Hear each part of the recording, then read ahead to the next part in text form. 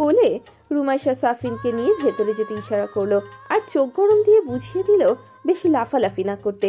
তারপর নিজেও ভেতরে চলে গেল। সাফিন গেল ওর পেছন পেছন। সাফিন রুমাইশার রুমে ঢুকলো সোজা।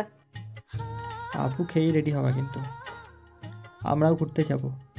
কোথায় যাবে এই অসময়ে? রুমাইশা গ্লাসে পানি ঢেলে এগিয়ে দিল সাফিনকে খাওয়ার জন্য। সাফিন গ্লাসটা হাতে নিতে নিতে বলল, ভাসমান বেরিয়েছে, চলো না, বাউরে দেখা হবে, ঘোরাও হবে প্রকৃতির মা। তোর ভাই হঠাৎ বাইক কিনলো যে? সাফিন এক চুমুকে পানিটা শেষ করে বলল, আমার ভাই করছো কেন? তোমার কিছু হয় না নাকি? বাইক ভাইয়া সকালে কিনে এনেছে, কি মনে করে এনেছে তা জানি না। সকালে আমাকে ফোন দিয়ে বললো বাইরে তোর জন্য একটা সারপ্রাইজ রাখা আছে। রিমুদের বাড়িতে যাওয়ার সময় দেখিস, এসে দেখি কালা সুন্দরী আমার জন্য অপেক্ষা করছে। আর পরে বললো তোমাকে নিয়ে সেখানে যাই, বাইক নিয়ে যাই যেন। এমন সময় আয়েশা আসলো নাস্তার ট্রে নিয়ে। আয়েশা আসার সাথে সাথেই সাফিন চুপ করে গেল। আয়েশা সন্দেহের চোখে তাকিয়ে বলল, আমাকে দেখে তোরা চুপ করে গেলি কেন? কি এমন কথা বলছিস শুনি? এসব কাজিনো বিষয় মামি, এসব বড়দের শুনতে হয় না। বিজ্ঞের মতো করে বলল সাফিন। আয়েশা ওর মাথায় একটা চাটি মেরে বলল, খুব তো বেশি বুঝো, দেখবানে রেজাল্ট কি হয়। তারপর আবারও রান্নাঘরে চলে গেলেন আয়েশা। সাফিন রুমাইশার দিকে ফ্যাল ফ্যাল করে তাকিয়ে বলল, আমার রেজাল্ট কি করলো আপু? রুমাইশা ওকে ধমক দিয়ে বলল, চুপ থাক, কাজে কথা বল। ড্রাইভিং লাইসেন্স আছে তোর? লাইসেন্স ছাড়া বাইক নিয়ে ঘুরলে কি পুলিশ সোজা শ্বশুর বাড়ি পাঠিয়ে দেবে, আর নয়তো যৌতুক দিতে হবে। সব আছে আমার, তুমি একদম চিন্তা করো না, তুমি পুরো সেফ অ্যান্ড সাউন্ড থাকবা। রুমাইশাকে আশ্বস্ত করে বলল সাফিন। রুমাইশা এবার সাফিনের পাশে বসে বলল, তোর ভাই তো করে সামান্য মাস্টারি, এত টাকা কই পায়? সবসময় দেখি বড়লোকি ভাব, আবার মার্সিডিজ কিনেছে। বাপ রে বাপ। আচ্ছা আপু, জানি না আমরা কেউ, ও রিসার্চ ল্যাব আছে কোথাও, দাদুর একটা ছিল না, কোথায় সেটাই। কোথায় তা এক্স্যাক্টলি আমি জানি না, শুধু আমি কেন কেউই জানে না। আমি যতটুকু জানি সিঙ্গাপুরেরই কিছু রিসার্চারদের সাথে কাজও করে, কিন্তু ওকে সিঙ্গাপুরের সাথে থাকতে দেওয়া হবে না, কেন তা জানি না। রিসার্চারদের সাথে মিলে সম্ভবত মেডিসিন ক্রিয়েট করে। ভাইয়া যে কী পরিমাণ গাছরা চেনে তা তোমাদের বলে বোঝাতে পারবো না। ওর স্মৃতিশক্তি যে কী প্রখর তা ভাবনার বাইরে। তুমি অনলাইন থেকে যে কোনো কাজ বের করো না কেন, নিমিষে বলে দেবে সেটা কী কাজ, তার কাজ কি, সেটা কি রোগ নিরাময় করতে পারে। এত গুণধর ব্যক্তিটা যে আমার ভাই, তাতে আমি খুব কৃতজ্ঞ। তোকে একবার কথা বলতে দিলে হয়, ফ্যানা উঠিয়ে ফেলিস পুরা। চল খেতে চল। খেয়ে দ্রুত বেরোতে হবে, তাইলে বেশিক্ষণ নিচে বেড়ানো যাবে। ওঠো। ভ্রু কুচকে ফেলল রুমাইশা। সাফিনের নাস্তার প্লেট থেকে একটা আপেলের টুকরো তুলে খেতে খেতে বলল, খেয়ে দ্রুত বেরোতে হবে, তাইলে বেশিক্ষণ নেচে বেড়ানো যাবে। ওঠ। রুমাইশা সাফিনকে রুম থেকে ঠেলে পাঠাতে পাঠাতে বলল, তুই যা, আমি আসছি। গোসল দেইনি আমি এখনো, গোসলটা করে এসে খাবো। সাফিন ঠিক আছে বলে চলে গেল। সাফিন যেতেই দরজাটা ভেজিয়ে দিয়ে তড়িঘড়ি করে ফোনটা হাতে নিল রুমাইশা। সাফওয়ান মেসেজ দিয়েছে কিনা সেটা দেখতে। ফোনটা বাটন টিপে অন করতেই সাফওয়ানের নামটা ভেসে উঠল ফোনের স্ক্রিনে। রুমাইশা মেসেজের ভেতর ঢুকলো। তুমি চিন্তা করো না প্রেয়সী, আমার কিচ্ছুই হবে না। তোমার সাফওয়ান কাঁচা কাজ করে না, ওদের যা প্রাপ্য ওরা তা পেয়েছে, তুমি নিশ্চিন্তে থাকো। বড় করে একটা দীর্ঘশ্বাস ছাড়ল রুমাইশা। একদিকে পাপীদের পাপের শাস্তি, অন্যদিকে নিজের প্রিয় মানুষটার করা অপরাধ। কোনটার দিকে এগোবে বুঝতে পারছে না ও। ওর প্রিয় মানুষটার গায়ে আর কোনো আঁচ না লাগুক। দুপুরের খাওয়া দাওয়ার কিছুক্ষণ পর বের হলো সাফিন আর রুমাইশা। উদ্দেশ্য ওদের ছাপার ভাসমান ব্রিজ। সাফিন পাকা হাতে ড্রাইভিং করছে, রুমাইশা বসে আছে পেছনে নিশ্চিন্তে। বসে বসে রাস্তার ধারের দৃশ্যগুলো উপভোগ করছে। রাজগঞ্জের কলেজ পার হয়ে ওরা বাজারের ভেতর ঢুকলো, তারপর মোড় নিয়ে চলে গেল পুরনো ব্রিজে। বেশ লাগছে রুমাইশার। রাফসান বাড়িতে থাকলে একটু ঘোরা হয়, কিন্তু ও যখন রাজশাহীতে চলে যায় তখন আর বাইকে ওঠা হয় না। তাই এতদিন পর সাফিনের সাথে ঘুরতে বেরিয়ে মনটা খুশি খুশি হয়ে গেল ওর। সমস্ত দুশ্চিন্তাগুলো কোথায় যেন উড়ে চলে গেল কর্পূরের মতো। রাস্তায় জ্যাম থাকায় ধীরে ধীরে এগোচ্ছে ওরা। ওদের পেছনেই একটা কাপল বাইকে করে আসছে। মেয়েটা শাড়ি পরে আছে আর ছেলেটা পাঞ্জাবি, খুব সম্ভবত বিবাহিত কাপল। দুইজন বাইকের উপর বসে খুনছুটি করছে। রুমাইশার খুব ভালো লাগলো ওদেরকে দেখে, কত হ্যাপি এরা। হঠাৎই মনে হলো, আচ্ছা ওরও কি কখনো এমন সুযোগ হবে সাফওয়ানের সাথে? সাফওয়ানকেও বসিয়ে ফেলেছে একদম বুকের ভেতর। কখন হলো এসব তা টের পেল না কিচ্ছু। ওই ভয়ঙ্কর দর্শন, সর্বদা ভ্রু কুচকে থাকা ধমক দেওয়া লোকটাকে কখন যে হৃদয়ের সবটুকু জায়গা সঁপে দিয়েছে তাও ঘুণাক্ষরেও টের পায়নি। অথচ এখন স্বপ্ন দেখছে তার সাথে বাইকে করে ঘুরে বেড়ানোর, একটা সুস্থ স্বাভাবিক জীবনযাপনের, যেখানে কোনো বাধা থাকবে না, সাফওয়ানের মুখে মাস্ক লাগানো থাকবে না।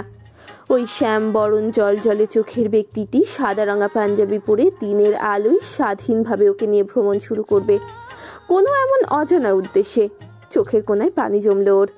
চোখ দুটো বন্ধ করে মহান শক্তিধর আল্লাহর কাছে দোয়া করলো মনে মনে, যেন একদিন এমন দিন আসে যখন সাফওয়ান খুব সুন্দর করে বাঁচবে ওর সাথে। কিছুক্ষণ পর গন্তব্যে পৌঁছে গেল সাফিন আর রুমাইশা। গাড়ি নিয়ে ব্রিজ পার হয়ে বাউরের ওপারে গিয়ে গাড়ি পার্ক করে ঘুরলো অনেকক্ষণ। খিলখিল করে হাসছে আজ রুমাইশা। সাফিনের সাথে বক বক করছে প্রচুর। সাফিনও ওর সাথে তালে তাল মিলিয়ে ওকে হাসাচ্ছে। রুমাইশাকে এত খুশি দেখে সাফিন নিজের ফোনটা বের করলো। তারপর মেসেজ অপশনে গিয়ে সাফওয়ানের উদ্দেশ্যে লিখলো, মিশন সাকসেসফুল। তিনি এখন খিলখিল করে হাসছেন। ওপাশ থেকে উত্তর এলো, গুড জব, তোকে বাইক কিনে দেওয়া সার্থক হয়েছে। সাফিন মেসেজটা পড়ে হাসলো। ভালোবাসলে মানুষ তার প্রিয় মানুষের খুশির জন্য কত কিছুই না করে।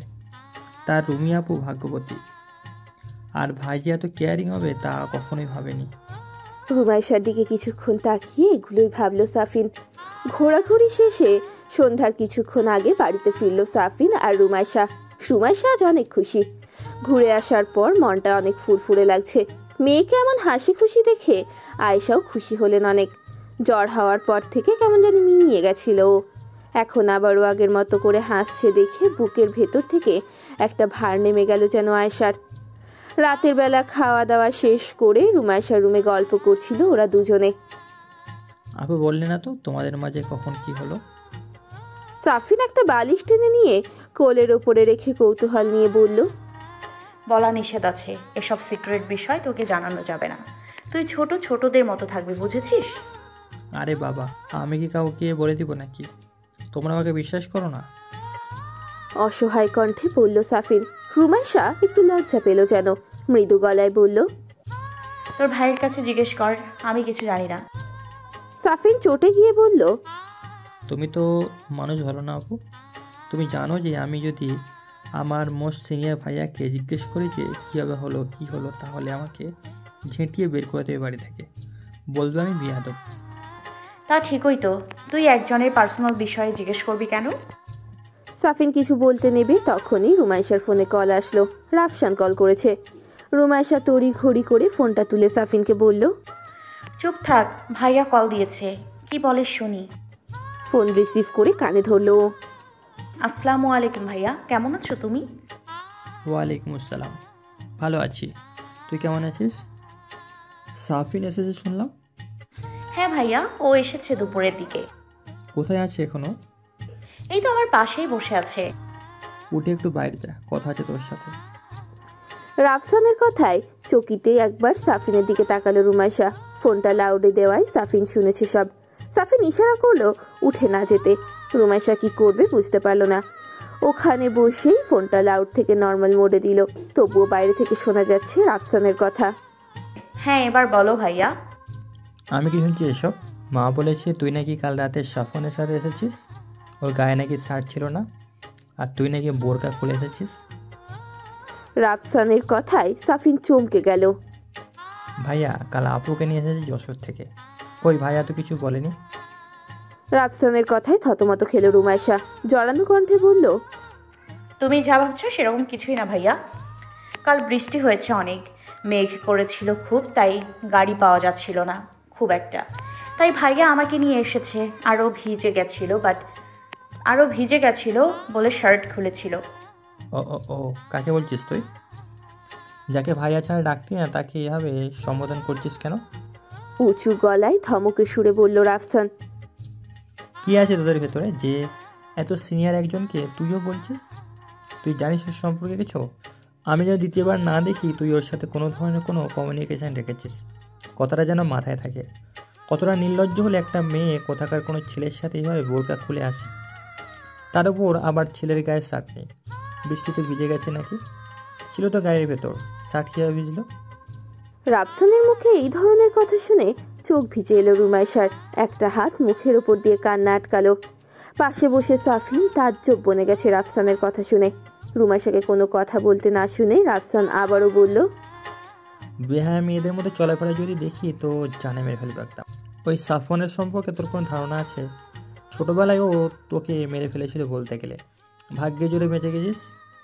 এতদিন বাইরে থেকেছে, বাইরের কালচারে বড় হয়েছে। ও কি করতে পারে সে সম্পর্কে তোর কোনো ধারণা আছে? রুমাইশা এবার চুপ থাকতে পারল না, তেজি কণ্ঠে বলল, কথাবার্তা সাবধানে বলো ভাইয়া, আমি তোমার বোন।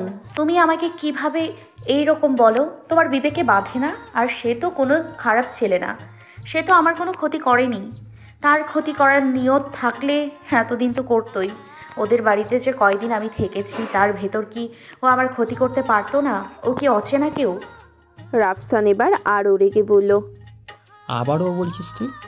কতখানি গভীরে গিয়েছে সম্পর্ক যে উনি থেকে ওতে নেমে এসেছে? আমাকে কি তোর বাচ্চা মনে হয়? আমি কি কিছু বুঝি না? এই পর্যন্ত হুদাই বড় হয়েছি। আমি যেন দ্বিতীয়বার না শুনি যে তুই সাফওয়ানের সাথে কোনো রকমের কোনো যোগাযোগ করছিস, তাহলে সেটা কিন্তু মোটেও ভালো হবে না।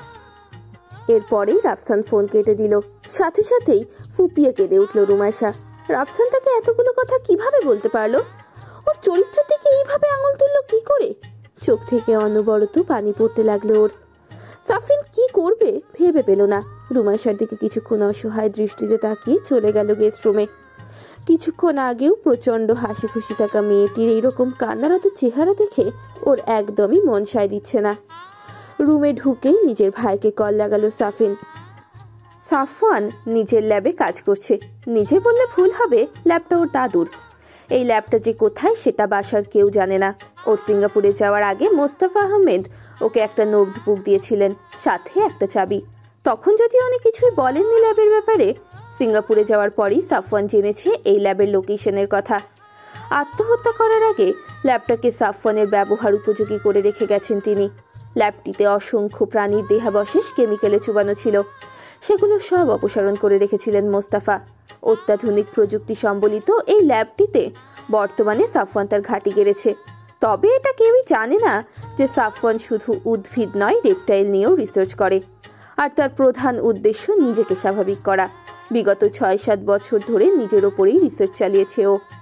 এমন কোনো উদ্ভিদ আর রেপটাইল হয়তো নেই যা ও চেনে না। নিজের রিসার্চের কাজে এই সমস্ত কিছু নিজের মস্তিষ্কের ভেতরেই গেঁথে নিয়েছে। অনেক মেডিসিন নিজের ওপরে অ্যাপ্লাই করেছে ও, কিন্তু ফলাফল হয়েছে সর্বদা উল্টো। স্বাভাবিক হওয়ার থেকে আরও বেশি অস্বাভাবিক হয়ে উঠেছে ও। হিংস্র থেকে হিংস্রতর হয়েছে। শরীরে বিষের পরিমাণ যেন আরও বেড়েছে।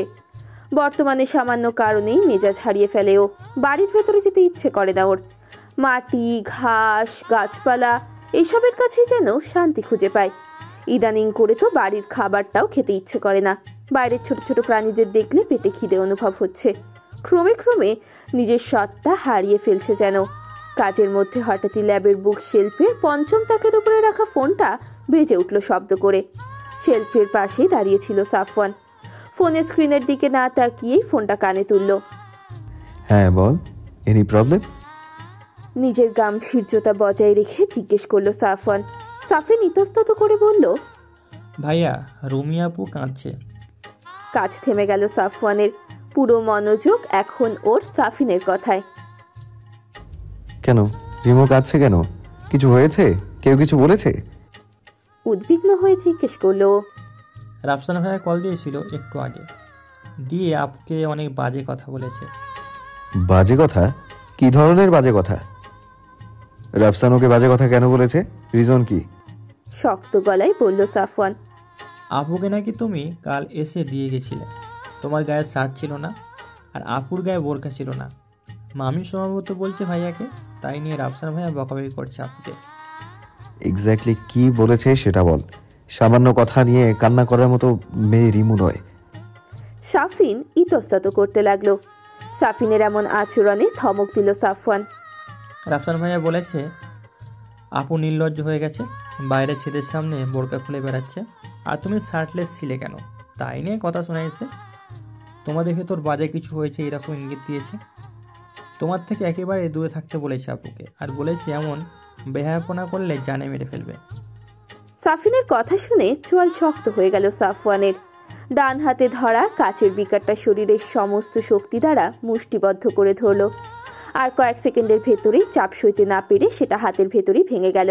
এক টুকরো কাচের কোণা ঢুকেও গেল হাতের তালুতে, কিন্তু সেদিকে কোনো ভ্রুক্ষেপ নেই সাফওয়ানের।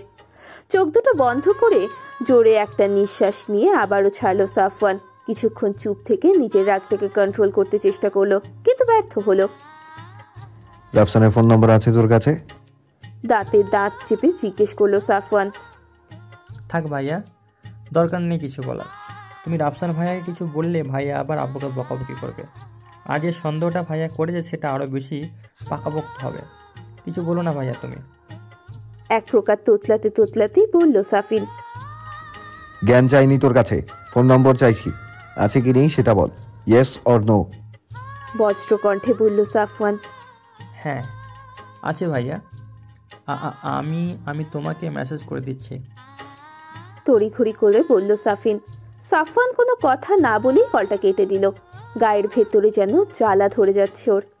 একদিকে নিজের অসহায়ত্ব, অন্যদিকে প্রিয় মানুষটির ওপর এত রকমের চাপ, দুইটার একটাও আর নিতে পারছে না ও। ইচ্ছে করছে সবাইকে, সব কিছুকে একদম শেষ করে দিতে। হাতের কাজটা ওইভাবেই ঢুকে আছে, বের করার কথা মাথাতেও আসছে না। আধা মিনিটের ভেতরে সাফিনের মেসেজ এলো ওর ফোনে। মেসেজটি দেখে ফোনটা একপাশে রেখে নিজের হাতে থাকা কাচের টুকরোটা এক টান দিয়ে বের করলো সাফওয়ান, কিন্তু আর মুখে ব্যথা পাওয়ার কোনো অভিব্যক্তি দেখা গেল না। ল্যাবের ওয়াশরুমে গিয়ে বেসিন থেকে হাতটা ধুয়ে নিল, তারপর ক্ষতস্থানে অয়েনমেন্ট লাগিয়ে নিল। নিজের মেজাজটা ঠান্ডা করার জন্য ল্যাবের উত্তর কোণায় রাখা সোফাটাতে বসলো সাফওয়ান। চোখ দুটো বন্ধ করে অধৈর্যের ভেতর দূরত্ব রেখে কয়েকবার জোরে জোরে শ্বাস নিল, কিন্তু রাগ কমার বদলে আরও বেড়ে যাচ্ছে। চোয়ালদয় শক্ত হয়ে যাচ্ছে, দাঁতে দাঁত লেগে যাচ্ছে। রুমাইশার ক্রন্দনরত মুখখানা মনে পড়তেই বুকের ভেতরে তোলপাড় হয়ে যাচ্ছে। হঠাৎই ধাম করে উঠে দাঁড়ালো সাফওয়ান। হনহনিয়ে হেঁটে গেল নিজের ফোনটা যেখানে রাখা সেখানে। বাম হাত দিয়ে ফোনটা তুলে লক খুলে মেসেজে ঢুকে ফোন নাম্বারটাতে কল করলো। দুবার রিং হওয়ার পরেই ওপাশ থেকে রাফসান কল রিসিভ করলো। সালাম দিয়ে জিজ্ঞেস করলো কাকে চাই। সাফওয়ান তার আঘাত পাওয়া হাতটা মুষ্টিবদ্ধ করে ধরল। চোয়ালদয় আগের চাইতেও বেশি শক্ত হয়ে গেল যেন। জল জলে চোখ দুটো দিয়ে যেন আগুন ঝরছে। গম গমে গলায়ও বলে উঠল, সাফওয়ান বলছি। দীর্ঘ 16 বছর পর সাফওয়ানের কণ্ঠ শুনল রাফসান। সাফওয়ানের সেই শিশু কণ্ঠ বদলে এতদিনের ব্যবধানে এখন গম গমে কণ্ঠে পরিণত হবে তা রাফসান ভাবতেও পারে না। হকচকিয়ে গিয়েছে একদম। কিন্তু রাফসান সেটা বুঝতে দিল না সাফওয়ানকে। নিজের স্বকীয়তা বজায় রেখে বলল, ও, খবর পৌঁছে গেছে তাহলে? আমি এমনটাই আশা করেছিলাম, কিন্তু সেটা তো এত দ্রুত হবে তা আমি ভাবিনি। Well done. রিমু কেমন মেয়ে সেটা তোর অজানা নয়। ও যে ইমমরাল কিছু করবে না সেটা আমার থেকে ভালো তোর জানার কথা। জানা সত্ত্বেও কেন তুই ওকে এই ধরনের কথা বলেছিস? ও কেমন সেটা আমিও জানি, তুমিও জানো, আর তুমি সেটারই সুযোগ নিচ্ছ। তুমি খুব ভালো করেই জানো তুমি ওর জন্য কতটা ক্ষতিকর। তোমার যে সিচুয়েশান তাতে জীবনে তো কখনো কোনো মেয়ের সান্নিধ্য পাওয়ার সম্ভাবনা নেই আর তোমার। তাই আমার বোনের পিছনে লেগেছো, কিন্তু সেটা আমি তো হতে দেবো না। আর ওর ওপর যদি কারোর সবচেয়ে বেশি অধিকার থেকে থাকে সেটা আমি আর আমার পরিবারের। ওর কিসে ভালো কিসে মন্দ সেটা আমরা বুঝবো, আর ফিউচারে বুঝবে ওর স্বামী। এটা তুমি কখনোই হবে না। ঝাঝালো গলায় বলল রাফসান। চ্যালেঞ্জ করছিস তুই আমাকে? ওর জন্য আমি কি করতে পারি আর কি করতে পারি না সেটা তুই খুব ভালো করেই জানিস রাফসান। আর তুই ওর জন্য কি করতে পারিস সেটাও আমার অজানা নয়। আমি চাইলে পাবো না এমন কিছু নেই। আর যদি দ্বিতীয়বার শুনি যে তুই রিমুকে কোনো ধরনের বাজে কথা বলেছিস আমাকে জড়িয়ে, তবে সেটা তোর জন্য মোটেও ভালো হবে না। আর সেই ভালো না হওয়ার কোয়ান্টিটিটা কেমন সেটা তুই একটু হলেও জানিস, তাই সাবধানে থাকিস। নইলে ভালো না হওয়ার কোয়ান্টিটিটা পুরোপুরি বুঝিয়ে দেব। রোমাইশাকে আমি আমারই করব, ক্ষমতা থাকলে ঠেকিয়ে দেখাস। শেষের কথাগুলো দাঁতে দাঁত চেপে হিসিয়ে বলল সাফওয়ান, আর সাথে সাথেই রাফসানকে কোনো কথা বলার সুযোগ না দিয়ে ফোনটা কেটে দিল। রাফসান গা ঘামতে লাগলো। ও ভালোভাবেই জানে সাফওয়ান রাগের মাথায় ঠিক কি করতে পারে আর কত দূর যেতে পারে। ওর মনে আছে সাফওয়ানদেরই বাড়ির পেছনের জঙ্গলের ডোবাতে একটা বাচ্চাকে ডুবিয়ে মেরে ফেলতে বসেছিল, শুধুমাত্র রুমাইশাকে ধাক্কা দিয়ে ফেলে দেওয়ার কারণে। মাথাটা ধরে পানির ভেতরে চুবিয়ে রেখেছিল। ছটফট করছিল ছেলেটা। রাফসান না ঠেকালে আর কয়েক সেকেন্ডের ভেতরেই ছেলেটা মারা যেত। রাফসান সেদিন দেখেছিল সাফওয়ানের চোখের ভেতরকার আগুন। কতই বা বয়স হবে তখন ওর, 12 কি 13? তখনই ওর মাথায় এমন খুন চাপা ছিল। রাফসান ভেবেছিল সাফওয়ান হয়তো এতদিনে কিছুটা কন্ট্রোলে এসেছে, কিন্তু ও পুরোপুরি ভুল। ও কন্ট্রোলে আসেনি, উল্টো বেপরোয়া হয়েছে আরও। রাফসান একা কোনো কিছুই করতে পারবে না। একে অন্য কোনোভাবে সাহায্য করতে হবে। রুমাইশাকে কোনোভাবেই ওর হাতে দেওয়া যাবে না। ও যেখানেই যাবে বিষাক্ত মৃত্যু ছাড়া আর কোনো কিছুই থাকবে না সেখানে। ফোন রেখে দিয়ে রাগে ফুঁসছে সাফওয়ান। ল্যাবের কাজ রেখে দিল, আর মন বসাতে পারছে না কাজে। অ্যাপ্রনটা খুলে রাখলো বুকশেলফের পাশে রাখা ক্লথ হ্যাঙ্গারে, রেখে গটগট করে হেঁটে বাইরে চলে গেল। বাড়ির পেছনে এসে দেয়াল বেয়ে চিলেকোঠার রুমে উঠে গেল। দরজার সামনে দাঁড়িয়ে প্যান্টের পকেট থেকে রুমের চাবিটা বের করলো। লক খুলে ভেতরে গিয়ে সুইচ টিপে আলো দিল। ফ্রেশ না হয়েই বিছানায় গিয়ে উপুর হয়ে শুয়ে পড়লো। পরনের টি শার্টটা খোলার দরকার ছিল, কিন্তু ডান হাতের ক্ষতর কারণে সেটা খোলা যাচ্ছে না। হাতটাতে তখন কিছু না হলেও এখন প্রচণ্ড ব্যথা অনুভব হচ্ছে।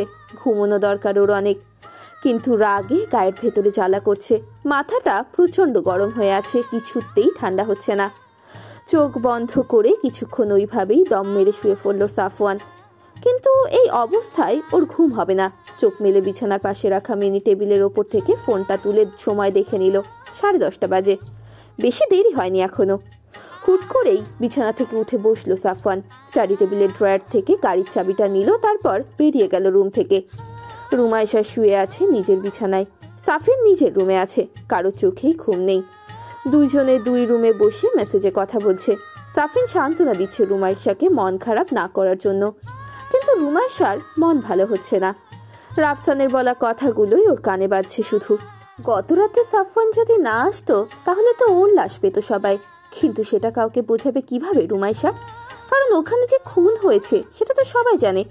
এখন যদি রুমাইশা বলে যে সাফওয়ানের সাথে ও কেন এসেছে, ওর বোরখা কেন ভেজা ছিল আর সাফওয়ানের গায়ে বা কেন শার্ট ছিল না, তাহলে তো সাফওয়ান ফেঁসে যাবে। ওর অপরাধ তো কেউ চাপিয়ে রাখতে চাইবে না। ওকে এমনিতেই কেউই পছন্দ করে না সেরকম। কেউ যদি বাই এনি চান্স পুলিশকে বলে দেয় তখন কি হবে? সন্ধ্যায়ও নিউজে শুনছিল পুলিশ হন্যে হয়ে খুঁজে বেড়াচ্ছে খুনিকে। রাতের আধারে দুটো খুন, কিন্তু খুনির কোনো হদিশ পাচ্ছে না, কোনো ক্লু পাচ্ছে না, পাবেও না হয়তো। কিন্তু ও যদি কালকের ঘটনা কাউকে বলে তাহলে তো সবাই বুঝে যাবে এটা কার কাজ, কারণ সাফওয়ানের স্বভাব সম্পর্কে সবারই জানা। রুমাইশাকে তার ভাবনা জগৎ থেকে বের করার জন্য ওর ফোনে টুং করে একটা মেসেজ এলো। সাফিনের মেসেজ দিয়েছে ভেবে ফোনটা তুলল রুমাইশা, কিন্তু ওকে অবাক করে দিয়ে ফোনের স্ক্রিনে সাফিনের নামের জায়গায় সাফওয়ানের নাম উঠল। মেসেজের ভেতরে ঢুকে দেখতে পেল ছোট্ট একটি মেসেজ। রিমু, দরজা খোল। মেসেজ পড়ে আটকে উঠল রুমাইশা। সাফওয়ান আজ আবার এসেছে নাকি? তড়িঘড়ি করে বিছানা থেকে উঠে দরজার সামনে দাঁড়ালো। তারপর কান পাতল দরজার। না, কোনো শব্দ আসছে না তো। বড় করে একটা নিঃশ্বাস নিল। তারপর আস্তে আস্তে দরজার লক খুললো, যেন শব্দ না হয় একটুও। দরজার লক খুলে আস্তে করে টান দিয়ে সামনে তাকাতেই কারো চওড়া বুকে চোখ পড়ল ওর। বুকের মালিকটা কে সেটা বুঝতে আর বেগ পেতে হলো না। নিমেষেই মুখে স্ফীত হাসি ফুটে উঠল রুমাইশার, সেই সাথে উৎকণ্ঠিত হলো। বুকের থেকে চোখ সরিয়ে সাফওয়ানের মুখের দিকে তাকালো ও। মাস্ক আর গগলস পরিহিত দীর্ঘাকায় ব্যক্তিটি তার দিকেই তাকিয়ে আছে। দরজার সামনে থেকে সরে গিয়ে সাফওয়ানকে ভেতরে আসার জন্য জায়গা করে দিল রুমাইশা। ধীর পায়ে রুমের ভেতরে ঢুকে বিছানায় গিয়ে বসলো সাফওয়ান। বাম হাত দিয়ে টেনে মুখের মাস্ক আর গগলসটা খুলে ফেলল ও। চারদিকটা চোখ বুলিয়ে নিয়ে দরজাটা আবারও সাথে সাথে লক করে দিল রুমাইশা। তারপর সাফওয়ানের পাশে বসতে বসতে আতঙ্কিত গলায় বলল, আপনি কেন এসেছেন? এখন কিভাবে এসেছেন? কেউ দেখে ফেলে কি হবে আপনি ভাবতে পারছেন? ছাদের দরজা বন্ধ করেনি আজ তোর বাপ, নইলে রাস্তার ওপর থেকে তোকে জানালা দিয়ে দেখেই চলে যেতাম। এরপর 2 হাত উপরের দিকে উঠালো সাফওয়ান। তারপর রুমাইশাকে ইশারা করে বলল, আমার টি শার্টটা খুলে দে।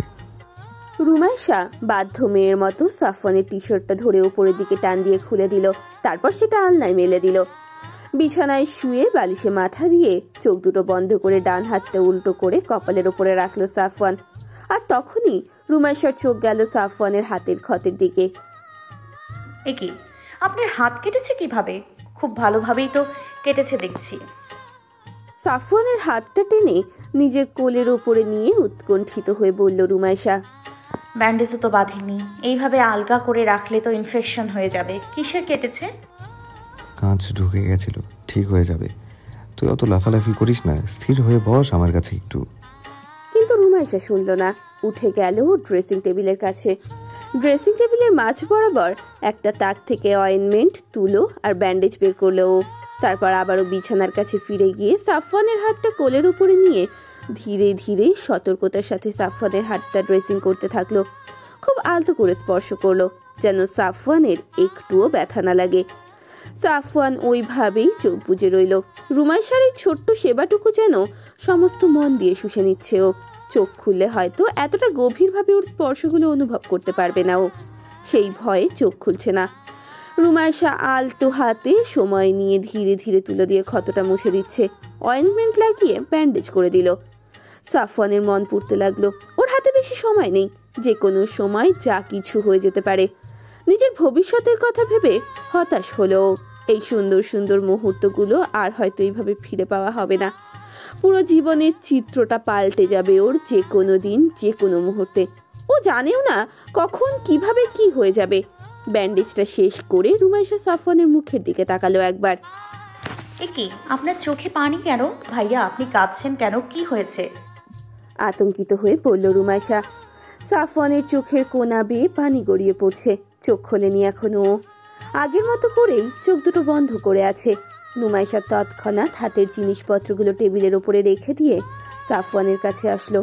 তারপর ধরা গলায় বলল, আপনি কেন কাঁদছেন? কি করেছে বলুন আমাকে। সাফওয়ানের চোয়ালদয় ধরে সাফওয়ানের মুখের দিকে খুব মনোযোগ দিয়ে তাকালো রুমাইশা। ভ্রু দুটো কুঁচকে আছে সাফওয়ান, যেন ব্যথাগুলোকে নিজের ভেতরে রাখার প্রাণপণ চেষ্টা করেও পারছে না। চোখ থেকে অবিরত পানি গড়িয়ে পড়ছে। নাক টানছে সাফওয়ান, ঢোক গিলছে বারবার। চোখ খুলুন সাফওয়ান, আমার দিকে তাকান। কি হয়েছে বলুন, দয়া করে বলুন আমাকে। এইভাবে কাঁদবেন না প্লিজ। অসহায় দৃষ্টিতে তাকিয়ে মিনতিপূর্ণ কণ্ঠে বলল রুমাইশা। সাফওয়ানের চোখের কোনাগুলো হাত দিয়ে মুছে দিল আলতো করে। সাফওয়ান চোখ খুললো এবার। রুমাইশাকে টেনে এনে শুইয়ে দিল নিজের পাশে। তারপর উবু হয়ে শুয়ে মাথাটা উঁচু করে রুমাইশার মুখটা দেখলো কিছুক্ষণ ঘোর লাগা দৃষ্টিতে। তাকিয়ে থাকলো রুমাইশার মুখের দিকে। রুমাইশা কি হচ্ছে তা বুঝতে না পেরে অবুঝ দৃষ্টিতে তাকিয়ে আছে সাফওয়ানের দিকে। রুমাইশার দিকে তাকিয়ে থাকা অব্রত অবস্থাতেই চোখ দুটো আবারও ঝাপসা হয়ে এলো সাফওয়ানের। হুট করেই জড়িয়ে ধরলো ও রুমাইশাকে। রুমাইশার বুকে মুখ লুকিয়ে আষ্টে পৃষ্ঠে জড়িয়ে ধরলো ওকে নিজের শরীরে সবটুকু শক্তি দিয়ে। সাফওয়ানের এমন ভালোবাসাময় আক্রমণে হকচকিয়ে গেল রুমাইশা। অপ্রস্তুত হয়ে কিছুক্ষণ ইতস্তত করে ধীরে ধীরে নিজের দুটো হাত সাফওয়ানের নগ্ন পিঠের ওপরে রাখলো। তারপর ধীরে ধীরে হাত বুলিয়ে দিল পিঠে। কি হয়েছে আপনার? কেন কাঁদছেন আপনি? দয়া করে বলুন আমাকে। এইভাবে নিজের ভেতর কথা জমিয়ে রেখে কষ্ট পাবেন না প্লিজ। ডান হাতটা সাফওয়ানের চুলের ওপরে রেখে চুলে হাত বুলিয়ে দিতে দিতে বলল রুমাইশা। সাফওয়ান চোখ জোড়া বন্ধ করে রুমাইশার বুকে নাক ডুবিয়ে ওর বুকের গন্ধ টেনে নিল জোরে। তারপর জড়ানো গলায় থেমে থেমে বলল, আমি বাঁচবো না বেশি দিন রিমো, আর বাঁচলেও মানুষ হিসেবে হয়তো বাঁচবো না। আমি ধীরে ধীরে হারিয়ে ফেলছি নিজেকে। ঘোর ঘোর লাগছে সব সময়, সব কিছু অসহ্য লাগছে আমার। সব কিছু শেষ করে ফেলতে ইচ্ছে করছে। আমার রুমে আমার দম বন্ধ হয়ে আসছে, যেন মাটিতে মিশে থাকতে ইচ্ছে করছে সব সময়। আজ ভোরে আমি হঠাৎই কাউকে মনে করতে পারছিলাম না। আমার স্মৃতি শক্তি আস্তে আস্তে লোপ পাচ্ছে। হয়তো কিছুদিন পর হয়তো আমি পুরোপুরি জঙ্গলি জানোয়ার হয়ে যাবো রিমো। কাউকে আর আমার মনে পড়বে না রিমো। সবাইকে ভুলে যাব আমি। আমার মস্তিষ্ক আমাকে সব ভুলিয়ে দিচ্ছে। এরকম হলে আমার মায়ের কি হবে? আমার মা কিভাবে বাঁচবে আমাকে ছাড়া? তোকেও ভুলে যাব আমি, তোকে আর কখনো মনে পড়বে না হয়তো। তুই কি করবি আমাকে ছাড়া? সাফওয়ানের চোখ থেকে পানি ঝরছে আবারও। রুমাইশার বুকটা ভিজে যাচ্ছে যেন। এদিকে রুমাইশা যেন জমে গেল সাফওয়ানের কথায়। সাফওয়ান ভুলে যাবে সব, সব ভুলে যাবে ওকেও? ও কি করবে তখন?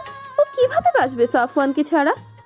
সাফওয়ান চোখ মুছল, রুমাইশাকে আরো শক্ত করে জড়িয়ে ধরলো, যেন একটু আলগা করলেই রুমাইশা চলে যাবে ওর আলিঙ্গনের ভেতর থেকে। আমি বাঁচতে চাই রিমো, অনেক অনেক বেশি। এরকম আদর খেতে চাই সারাটা জীবন, সারাটা ক্ষণ। তোকে নিজের বউ করতে চাই, আমার মায়ের কোলে মাথা রাখতে চাই। আমার বাবা, আমার প্রাণের বাবাকে আগের মতো জড়িয়ে ধরতে চাই। আমার ছোট ভাইটিকে আদর করতে চাই আবার আগের মতো করে। আমার বাচ্চাদের সাথে খেলতে চাই আমি, ওদের মুখে বাবা ডাকটা শুনতে চাই আমি। এসব এসব কেন হলো আমার সাথে? একটা সুন্দর জীবন তো আমার প্রাপ্য ছিল রে রিমো, তাহলে আমার সাথেই কেন হলো এমন? কি পাপ করেছি আমি? আমি আমি এই বুক থেকে এখন কোথাও যেতে চাই না আর, কখনো না, কোথাও না, একটুও না। ডুকরে কেঁদে উঠল সাফওয়ান। রুমাইশার বুকের সাথে মিশে যেতে চাইল যেন। রুমাইশা হতবিহ্বল হয়েছিল এতক্ষণ। সাফওয়ানের কান্নার শব্দে হুঁশে এলো ও। ও কি করবে ভেবে পেল না, কিন্তু সাফওয়ানের সাথে সাথে ওকেও ভেঙে পড়লে চলবে না। ওকে শক্ত হতে হবে, সাফওয়ানকে সাহস দিতে হবে। নিজেকে সামলে রুমাইশা নিজের দুই হাত দিয়ে সাফওয়ানের মাথাটা নিজের বুকের দিকে নিয়ে এসে কপালে গম্ভীর চুম্বন দিল। চিন্তা করবেন না, চিন্তা করবেন না আপনি, ঠিক হয়ে যাবে সব, সব ঠিক হয়ে যাবে, কিচ্ছু হবে না আপনার। আমি আছি আপনার সাথে, ফুপি আছে, ফুপা আছে, শাফিন আছে, আপনি সুস্থ হয়ে যাবেন ইনশাল্লাহ। আল্লাহ সুবহানাহু তাআলা কোনো না কোনো রাস্তা দেখিয়ে দেবেন। আপনি আর কাঁদবেন না, মন খারাপ করবেন না আর। আপনি এইভাবে কাঁদলে আমি কোথায় যাব বলুন? কোনো না কোনো উপায় ঠিকই পেয়ে যাব আমরা।